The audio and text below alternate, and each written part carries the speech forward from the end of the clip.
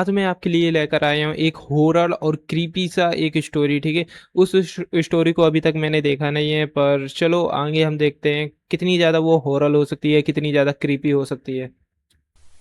Chapter 1 to 5। तो ये कहानी स्टार्ट होती है एक टाउन से जिसका नाम है कुरोशचो। और अब हमारे मेन कैरेक्टर की एंट्री होती है जिसका नाम है किरेई। वो स्कूल जा रही होती है और ये किरेई जो नाम है रास्ते इसका। में छोटे मोटे टॉर्नेडोज जो निकल रहे हैं, ये तो तुम्हें इस सीरीज में आते जाते हुए दिखते रहेंगे। फिर आगे रास्ते में उसे अपने दोस्त सुइची के पापा मिलते हैं जो एक गली में बैठे एक स्नेल को घूरे जा रहे थे। अब स्कूल से वापस आते हुए वो सुइची से मिलती है और उसके पापा की अजीब हरकत के बारे में उसे बताती है। वो बताता है हाँ, पापा कुछ दिनों से अजीब बिहेव कर रहे हैं। उनके पास एक रूम भरकर एक स्पाइरल का कलेक्शन है जिन्हें वो घूरते रहते हैं। खाने को भी वो स्पाइरल की तरह घुमा कर खाते हैं। यहाँ तक ऐसा तो नहीं कि उसके पापा भाई थोड़े से पागल हो दिमाग से। कि नहाने के लिए जाते हैं उसमें भी। किरेई उसकी ये बातें सुनकर हंसने लगती है तो वो उससे कहता है क्यों ना तुम मेरे घर आकर खुद ही अपनी आंखों से ये सब देख लो। अब घर में उसका बाप उसकी माँ से लड़ रहा होता है क्योंकि उसने उसका स्पाइरल कलेक्शन फेंक दिया था।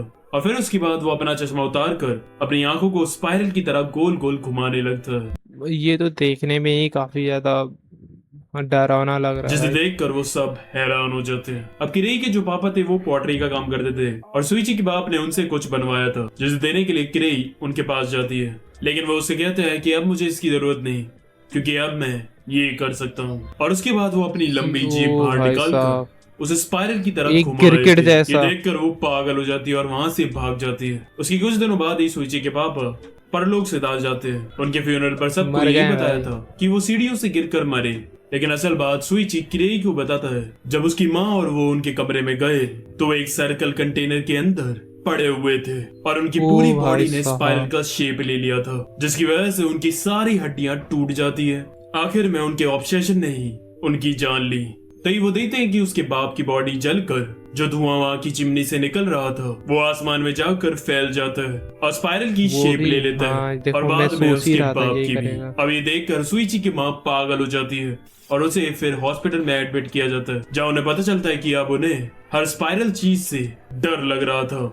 यहाँ तक कि वो अपने कर्ली हेयर्स को भी कटवा देती है। उसके बाद हमारी उंगलियां जो होती है उन पर भी स्पाइरल शेप होती है, इसलिए फिर वो अपनी उंगलियां भी काट देती है। अब ओ बाहर एक भाई पब्लिक साहब, सायरन इसके बाप से ज्यादा तो भाई इसकी माँ मतलब मानसिक दिमाग से हिल चुकी है है यार। जो कि हर रोज 5 बजे बजता था। उसकी आवाज से उसकी माँ को परेशानी हो रही थी। अब रात में जब वो सो रही थी तो एक कैटरपिलर उसके कान में घुसने की कोशिश करता है। अरे तभी वो जग जाती है और वो देखती है कि वो कैटरपिलर स्पाइरल की शेप ले लेता है और उसके पति की ओ तरह भाई दिख रहा साहब, था। वो कहता है कि तुम स्पाइरल से नफरत करती हो लेकिन तुम्हारी बॉडी के अंदर भी स्पाइरल है और मुझे उसके अंदर जाना है। अब अगली सुबह वो भागकर डॉक्टर के पास जाती है और उसे पूछती है कि हमारी बॉडी के अंदर कौन सा पार्ट स्पाइरल होता है। जहाँ उसे पता चलता है कि हमारे कान के अंदर जो इनर ईयर होता है वो हाँ हाँ स्पाइरल हाँ, शेप का होता है। अब रात में उसे उसे अपने भी पति निकलवा की देगी बातें याद भाई। आ रही थी। तभी उसे ग्लूकोज में अपना पति दिखाई देता है। वो अरे उसे तुरंत तोड़ देती है और अब उससे और ये सब झेला नहीं जा रहा था। वो कह भाई एक बात नहीं समझ में आता,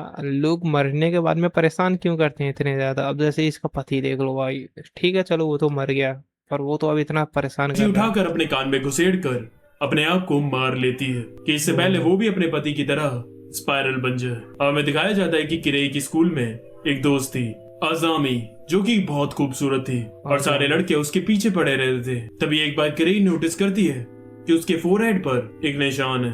वो उसे बताती है जब वो छोटी थी तो अपने क्रश को इम्प्रेस करने के लिए रस्सी पर चलते हुए नीचे गिरकर उसे चोट लग गई थी। ये इम्प्रेस करने के चक्कर में हर बार जरूर लगते हैं लेकिन हाँ, इस चोट के बाद लड़के सही मुझसे है और भाई। भी ज्यादा अट्रैक्ट होने लगे।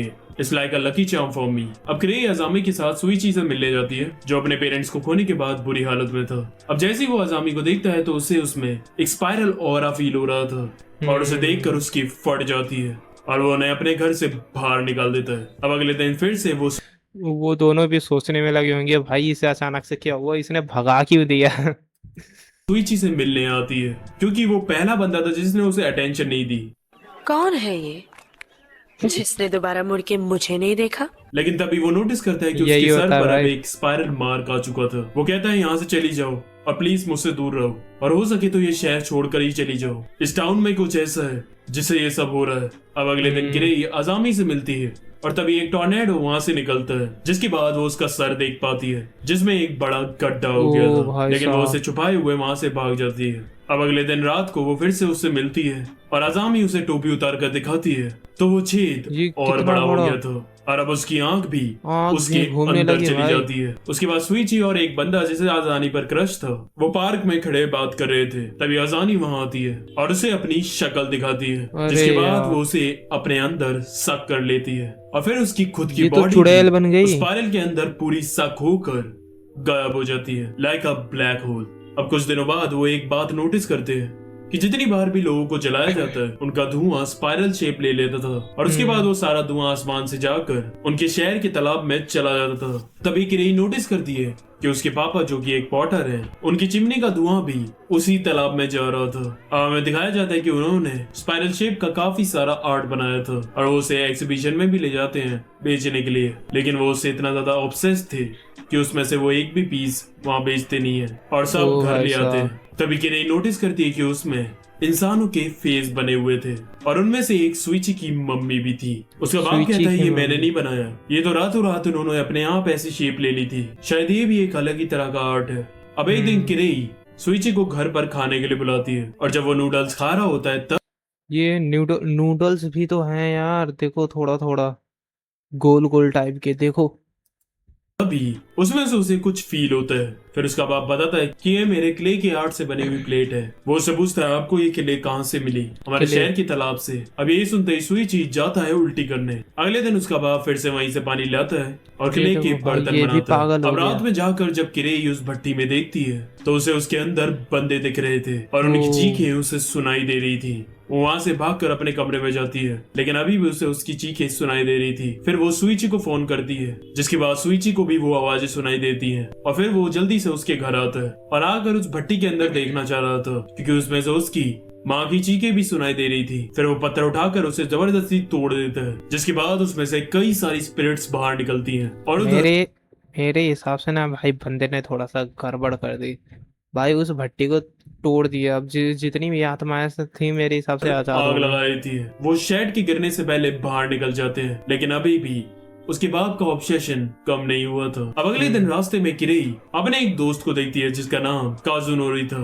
और वो अपनी गर्लफ्रेंड योरिको से काफी प्यार करता था, लेकिन उसके पेरेंट्स उसे उससे मिलने नहीं देते थे। जब वो उसके घर जाती है तो उसे पता चलता है कि योरिको का घर और काजुनोरी का घर आजू बाजू में ही है और दोनों के पेरेंट्स ही एक दूसरे से नफरत करते हैं, जिसकी वजह से बीच में इनके बच्चों का प्यार पिस रहा था। अब कुछ दिनों बाद वो काजुनोरी के घर आती है तो वो देखती है कि उनके पेरेंट्स एक दूसरे से लड़ रहे थे। फिर वहां आकर उसे पता चलता है कि योरिको और काजुनोरी घर से भाग गए हैं और फिर वो सब उन्हें ढूंढने के लिए जाते हैं। हम देखते हैं कि वो एक खंडर घर में बैठे हुए थे, तभी उन्हें दो सांप दिखते हैं जो एक दो दूसरे के सांप। साथ लिपटे हुए कर रहे थे। ये भी तभी लड़की का भाई। बाप वहां पहुंचता है और काजुनोरी को घुसड़ मारकर अपनी बेटी को अपने साथ ले जाता है, लेकिन उस घुसड़ से काजुनोरी की बॉडी थोड़ी देर के लिए अजीब तरीके से ट्विस्ट हो गई थी। ओ अब भाई आखिरकार वो साहब। दोनों फैसला करते हैं यहाँ से भागने का, जिसमें उनकी मदद किरेई और सुइची भी करते हैं, लेकिन उनके पेरेंट्स को भी उनके भागने का पता चल जाता है और वो भी उनके पीछे आने लगते हैं। अब वो भागते भागते बीच तक पहुंच जाते हैं और वो थक हार कर नीचे गिर जाते हैं और फिर से काजुनोरी में एक और घुसड़ पड़ता है, लेकिन इस बार काजुनोरी बोलता है बस बहुत हो गया। बस इतना भाई, गुस्सा बहुत चढ़ा आ दिया गया। तुम लोगों ने मुझे आज के हफ्तों में। अब तुम हमें अलग नहीं कर सकते। और अब वो दोनों अपनी बॉडी को पूरी तरह ट्विस्ट कर लेते हैं और उन ओह सांपों की भाई तरह साहब। एक दूसरे से लिपट जाते हैं और फिर वहां सामने समुद्र के अंदर चले जाते हैं। चले और उस जाते हैं। दिन के बाद उन्हें किसी ने भी इनके भाई माता पिता का हाल क्या हुआ होगा, तब उन्होंने देखा कि ये तो भाई सांप जैसे एकदम ऐसे गोल गोल घूम गए हैं, क्या हुआ होगा। नहीं देखा। वीडियो अच्छी लग रही हो तो लाइक करना। तो ठीक है, इसकी थी ये पहली स्टोरी थी, इसने 2 स्टोरी बनाकर रखी है। तो ये रहा बंदे का नाम ब्रोकू, क्या नाम है इसका, बोकुआ हर्षित। ठीक है, तो ये बंदे ने काफ़ी अच्छी वीडियो बनाई है, तो इसे लाइक भी कर देता हूँ। और आज की वीडियो के लिए इतना ही है, और अगर आपको अगली वीडियो देखना है तो इसी के आगे आप जाकर इसी के चैनल में देख लीजिएगा। ठीक है।